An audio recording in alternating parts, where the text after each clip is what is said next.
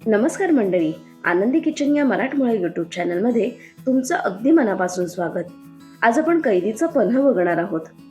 अतिशय कमी वेळेत, अतिशय कमी साहित्यात, कैऱ्या न उकडवता पण तरीही चवीला उत्कृष्ट लागणारं असं कैरीचं पन्ह. चला तर मग साहित्य बघून घेऊयात. इथे मी अर्धी वाटी कैरी किसून घेतलेली आहे.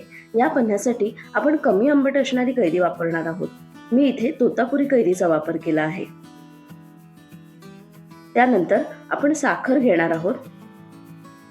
त्यानंतर इथे वेलची पूड आहे आणि मीठ.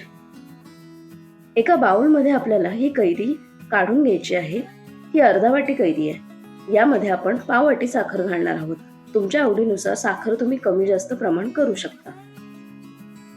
आता ही कैरी आपल्याला एकजीव करून घ्यायची आहे.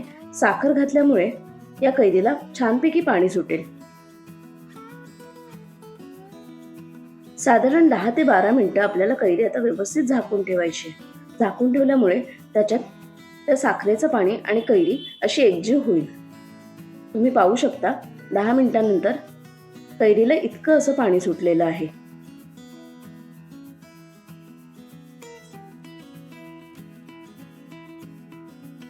यामध्ये आता आपल्याला चवीनुसार मीठ टाकायचे. इथे मी अर्धा चमचा मीठ टाकलंय आणि वेलची पूड टाकायची आहे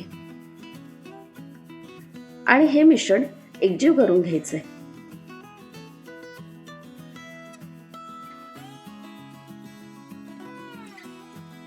आता यामध्ये आपण 2 ते 3 ग्लास असं थंड पाणी घालणार आहोत. आधी पाण्याचा वापर तुम्ही कमी करा, त्याची टेस्ट बघा आणि मग अजून पाणी तुम्ही ऍड करू शकता. उकडलेल्या कैरीचं पन्ह तर चांगलं लागतंच, पण हे देखील पन्ह अतिशय सुंदर लागतं.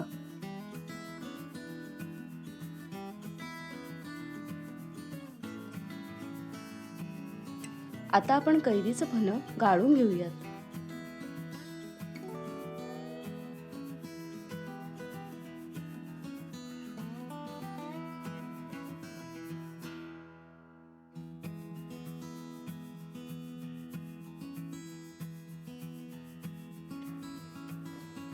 ज्यांना ज्यांना कैरी दाताखाली आलेली आवडत असेल त्यांनी याच्यातला कैरीचा किस पन्ह्यामध्ये घालावा.